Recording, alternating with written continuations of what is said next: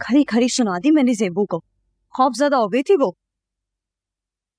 है इतना कुछ तो है उसके पास, खाम दो चीजों के पीछे रो रही है वो। तंग दिल गई। सारी चीजें तो उसने लॉकर में रखी हुई थी दादी, ये तो चंद चीजें मुझे सामने नजर आई, मैंने वही उठा ली, और कुछ तो हाथ ना लग सका।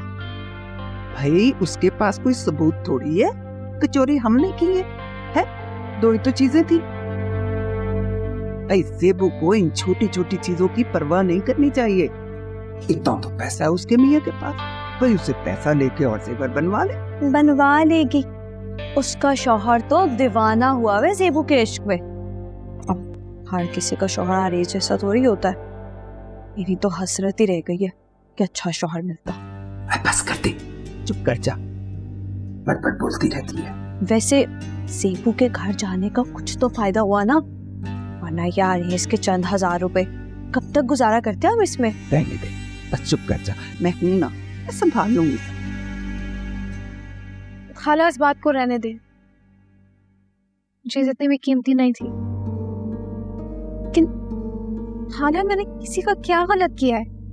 सबा से तो खैर मुझे कोई अच्छाई की उम्मीद नहीं है। ज़ेबू मेरी तो समझ में नहीं आ रहा कि मैं क्या करूं। आपका कोई कसूर नहीं है खाला, आप भी अपनी जगह मजबूर हैं। इतने दुख उठाने के बाद अब मुझ में हिम्मत ही नहीं रही।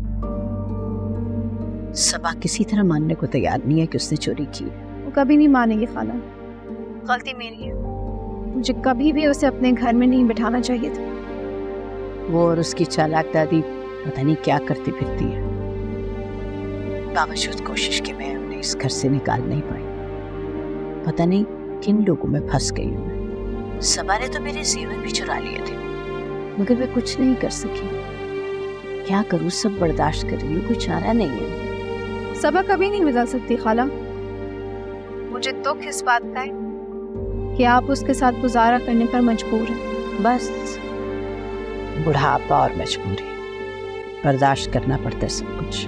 बात सुनो, आइंदा तुम सबा को अपने घर मत बुलाना, वो इंतहाई नाकाबिल एतबार। ठीक है खाला, अब अपना ख्याल रखें। खुदा हाफिज़।